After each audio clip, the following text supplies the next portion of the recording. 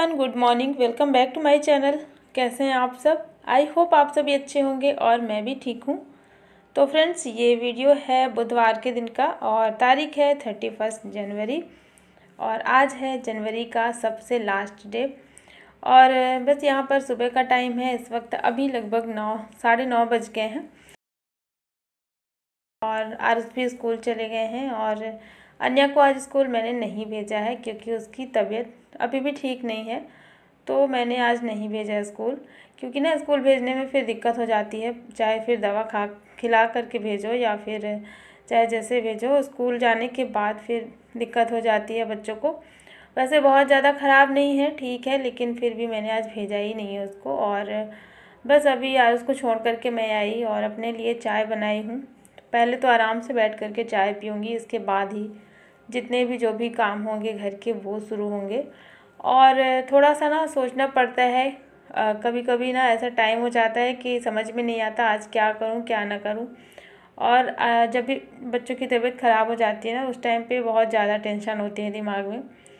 तो घर के जो काम हैं वो भी करने ही पड़ते हैं। जितने भी काम होते हैं मतलब वो करने ही करने हैं। आप चाहे बच्चों की तबीयत ख़राब हो, किसी की तबीयत ख़राब हो, लेकिन हमें ना सबका ध्यान देना होता है, बच्चों का भी और घर का भी, और साथ साथ अपने लिए भी जो अपना काम है तो वो भी करना ही होता है। तो अपने लिए भी थोड़ा सा टाइम निकालना पड़ता है इन्हीं सारे कामों के बीच में। तो पहले तो मैंने चाय पी और चाय के साथ मैं पराठा लेकर के आई थी, एक पराठा सिंपल वाला, और चाय पराठा मैं खाई। चाय पराठा अच्छा लगता है, तो पराठा चाहे सिंपल हो चाहे कोई भी हो, चाय के साथ में अच्छा लगता है। तो वही मैंने चाय और पराठा खा करके और फिर लग गई हूँ ये सारे काम में। और फिर आ गई हूँ मैं झाड़ू लगाने के लिए। और वैसे भी अगर ज़्यादा काम नहीं भी निकलता है तो मेन जो घर के डेली वाले काम होते हैं, झाड़ू पोछा बर्तन वगैरह, जो भी घर की थोड़ी बहुत साफ़ सफाई करनी होती है, वो तो रोज़ का ही काम निकल आता है। चाहे कितना भी हम बिज़ी हों या ना हो, लेकिन ये सारे काम तो करने ही पड़ते हैं डेली। और बस यहाँ पर झाड़ू लग गया था मेरा। अभी मैंने पोछा नहीं लगाया था क्योंकि मुझे ये वॉश बेसिन को साफ़ करना था। तो वॉश बेसिन मैं डेली ही साफ़ करती हूँ, लेकिन कभी कभी एक दिन का गैप हो जाता है। जैसे कभी कभी अगर नहीं मिला टाइम तो नहीं भी करती हूँ। तो जब एक दिन का गैप हो जाता है ना, तो उस टाइम पे फिर इसको थोड़ा ज़्यादा टाइम लगा करके फिर साफ़ करना होता है, गंदा हो जाता है। और ये जो वॉश बेसिन है ये और वहाँ का जो मिरर है, ये दोनों मैं डेली ही वैसे कोशिश करती हूँ कि क्लीन रखूँ। और सामने में है ना, यहाँ पर हमारा मेन डोर है, तो आते जाते थोड़ा सा अगर गंदा रहता है तो अपने आप को भी अच्छा नहीं लगता है। तो इसलिए वो एरिया मैं थोड़ा सा ध्यान देती हूँ, साफ़ करके रखती हूँ। इसके बाद देखिए, अभी मेरी नज़र पड़ी ये बेड के बैक साइड में। तो यहाँ पर ना मैंने देखा काफ़ी ज़्यादा मतलब डार्क डार्क सा, जैसे गंदगी जम जाती है ना, वैसे मैं इसको साफ़ करती रहती हूँ कॉलिन से, लेकिन ये उस टाइप की गंदगी नहीं है जैसे कॉलिन से साफ़ हो जाए। तो कॉलिन से ना सिर्फ जो धूल मिट्टी आ जाती है वो साफ़ होती है। और इसमें क्या है कि ये काफ़ी टाइम पहले से जो धीरे धीरे करके जो गंदगी चिपकती रहती है ना, चिपक सी जाती है, ब्लैक ब्लैक धब्बे धब्बे से बन जाते हैं, उस टाइप की ये गंदगी मुझे समझ में आ रही थी। तो पहले तो मैं गौर से देखी तो मुझे लगा कि ये शायद इसका डिज़ाइन ऐसे कलर ही है। तो वैसे तो इसका कलर है भी ऐसा, इसलिए पता नहीं चल रहा, लेकिन इसमें थोड़ा बहुत उस टाइप का गंदगी भी लगी हुई थी। तो पहले मैंने उसको हाथ ऐसे ही छुड़ाया कपड़े से तो वो नहीं साफ़ हुआ। फिर मैं क्या की, थोड़ा सा मैं गर्म पानी लेकर के आई और गर्म पानी में ही जो सर्फ होता है ना उसको डाल करके, और फिर जिससे मैं बर्तन साफ़ करती हूँ, स्क्रबर जो आता है सॉफ्ट वाला, उससे फिर मैंने घिस दिया है। और बहुत अच्छे से मैंने घिस दिया है, तो वो साफ़ हो गया है। देखने में भले नहीं लग रहा होगा कि साफ़ हुआ है, लेकिन साफ़ हो गया, वो अच्छे से निकल गया है। और ये जो बेड था ना, ये काफ़ी पुराना है, तो इस वजह से मुझे डर भी लग रहा था कि कहीं अगर मैं ज़्यादा घिस दी ना, तो कहीं इसकी शाइनिंग जो उसमें सनमाइका लगा है कहीं ख़राब ना हो जाए। तो इसलिए डरते डरते आज मैंने ये काम कर लिया है। वैसे कई दिन से मेरी नज़र उस पर जा रही थी तो मैं कर नहीं पा रही थी, तो बस मैंने सोचा कि आज मैं ये काम कर लेती हूँ। आजकल करते करते ज़्यादा टाइम निकल जाता है, तो बस बेड की जो सफाई थी ना वो हो गई है। और बस सारा काम हो चुका है। लास्ट में जो बारी आती है फिर पोछा मारने की आती है। पोछा वगैरह मारने के बाद फिर मैं आ गई थी लंच बनाने के लिए। और अभी ना दोपहर का ही टाइम हो गया है, लगभग 12 बज चुके थे। थोड़ा देर हो गई थी सारे काम करने में मुझे।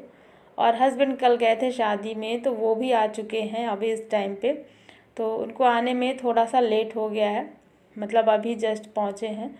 तो फिर मुझे लगा ना मैं जल्दी से लंच बना देती हूँ, क्योंकि हस्बैंड भी आ गए थे और जल्दी जल्दी से वही मैं लंच बनाने में लग गई थी।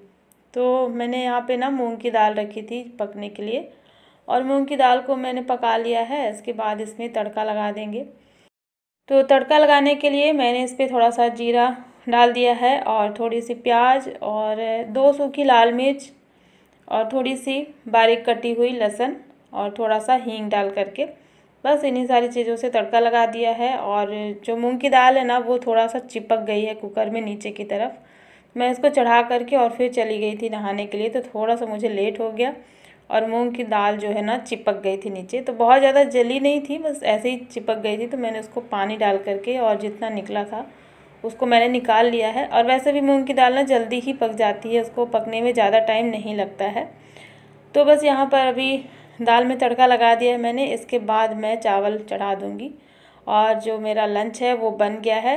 सुबह मैंने सब्ज़ी बनाई थी और रोटी, क्योंकि आरुष स्कूल गए थे ना, तो उनको फिर टिफ़िन में वही दिया था।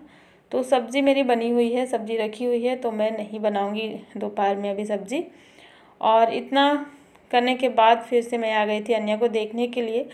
तो ये सारा काम जितना भी हो रहा था, तो ये काम लगातार ऐसे नहीं हुआ है। बीच बीच में मैं आकर के अन्या को भी देख रही थी, और पूरा ध्यान उसी पे था कि क्योंकि ना वो कुछ खा भी नहीं रही थी, उसको भूख भी नहीं लग रही थी।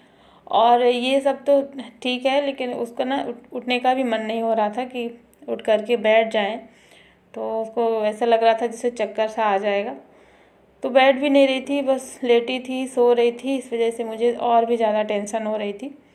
और वैसे फ़ीवर आज नहीं है, मतलब जो फ़ीवर का असर होता है ना, वीकनेस लगती है, उसी टाइप का बस उसके साथ में था। फ़ीवर आज बिल्कुल भी नहीं था।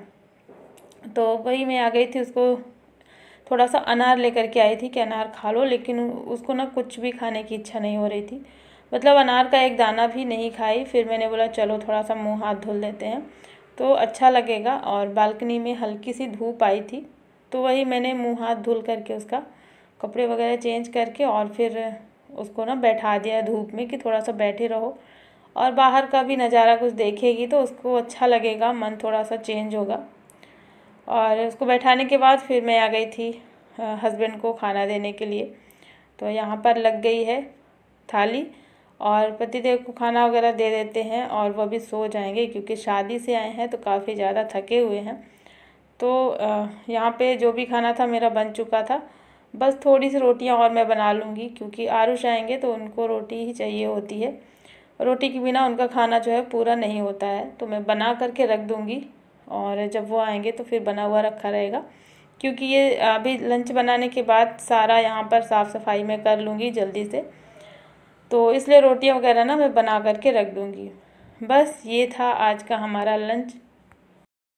साथ ही साथ इधर और भी काम चल रहे थे। तो अन्य के गले में भी दर्द है, जैसे आरुष को दिक्कत हो गई थी ना पिछले महीने, वैसे अन्य को भी दिक्कत हो रही थी। तो मैंने तो गर्म पानी करके थोड़ा सा नमक डाल करके उसको दे दिया है।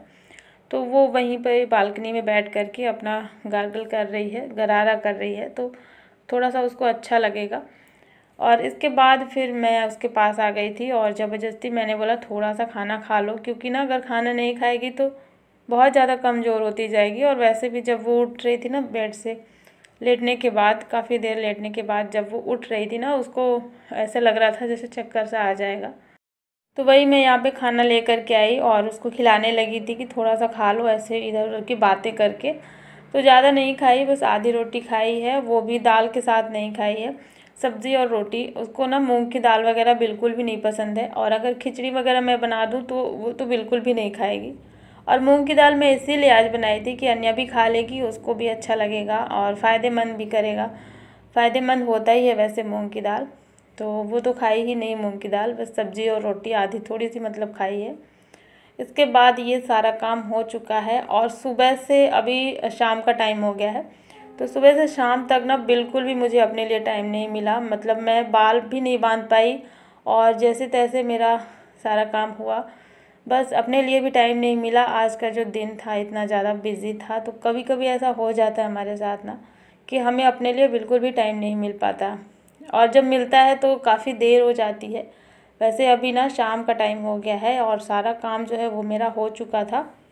और रात में यहाँ पर आरुष को अचानक से याद आया कि मम्मा मेरा बैग ना फट गया है, तो इनको भेजना था जहाँ पे बैग वगैरह सिलते हैं वहाँ, लेकिन इनको भूल गया था पापा को बताने के लिए। तो यहाँ पर काफ़ी ज़्यादा देर हो गई थी, लगभग 9 साढ़े 9 बज गए थे।